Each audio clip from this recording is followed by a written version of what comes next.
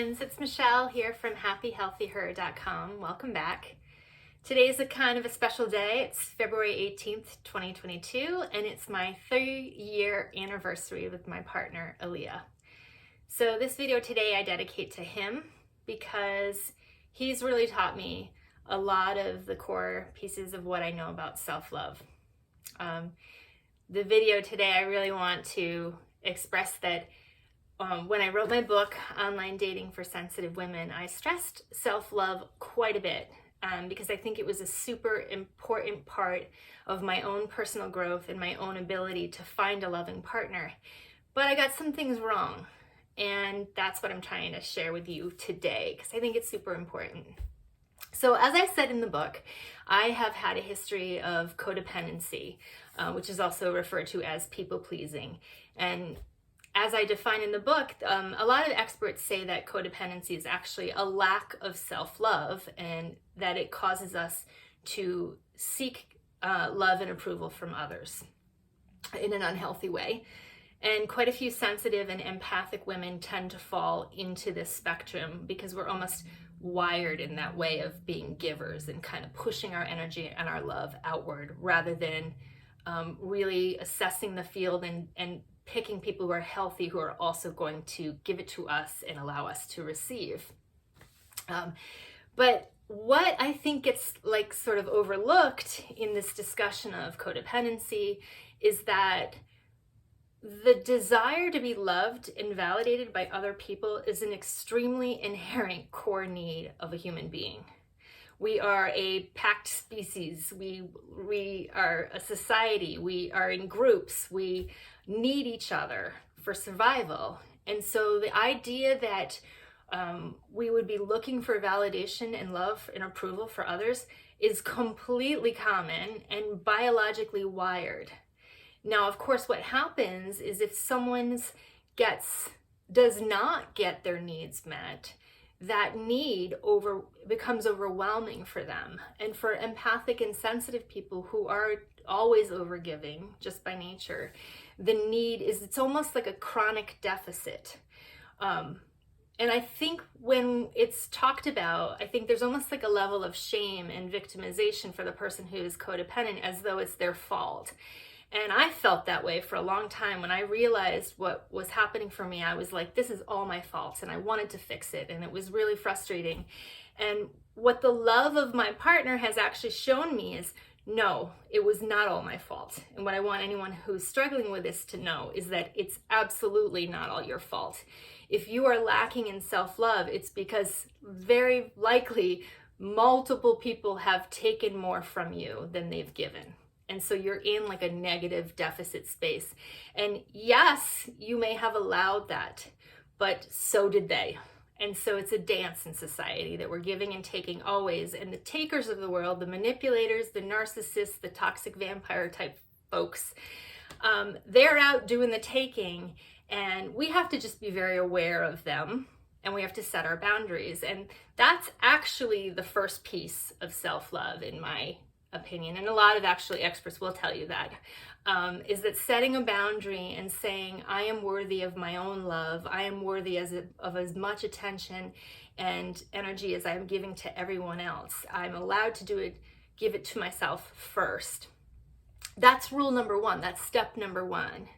But then 2 is actually channeling your energy toward yourself. And I talk about that in the book in terms of self-love exercises like meditations and journaling and tapping and EMDR and different types of working with your energy. So like using crystals aligned toward the heart chakra like rose quartz or malachite. These are all things that can be helpful in supporting your heart and supporting your own love. And they will essentially get you to a neutral space. They will get you sort of filled up, but maybe not really overflowing. A person, however, is what's really going to trigger you to get to overflowing. And this doesn't have to be a romantic person. This just needs to be a loving person. And honestly, it doesn't even need to be a person. I've just lost my very dear cat of 16 years, and she Like so many of us, pets are a tremendous source of unconditional love, and she was, for me, for a very long time, a source of that support. So there are multiple paths to get you sort of to that neutral place and to kind of propel you to knowing that you are worthy of love, your own love, and that of others. But it's not an inside job. It's not, I should say, it's not only an inside job. It truly is an inside job. You have to fuel it. You have to own it. You have to take responsibility for your own healing. You have to know that, yes, self-love, you're the self in the self-love, but you also have to recognize all the other dynamics that are at play. That there are outside sources that are trying to sometimes take your love. There are outside sources that are not operating from the same motives as you. When you understand all of that, as my partner has helped me to do, it all becomes easier. There's more of a flow in life, and you're kind of doing the give and take all the time, and you don't end up in a deficit state. But if you are in a deficit state, you can get out. And so, like I share in the book, there are exercises along self-love meditation. You can do metta meditation, which is a really beautiful, powerful way of just sending love to yourself and then sending it out into the world. Again, you can have crystals. You can keep crystals under your pillow at night. Amethyst, rose quartz, malachite is a pretty powerful energy, but those three are all going to help you sort of heal the heart chakra. Rose essential oil can also be really helpful and nurturing, and just sort of surrounding yourself with the things that you love can create an energy of love that's going to support you. But again, the point that I wanted to make in the video is that other people are necessary. So look to your tribe. Look to the people in your life who are the most supportive. My best friend, I refer to her as my compass because she's always a guiding source for me. She's always a grounding source. She knows me. She can remind me who I am.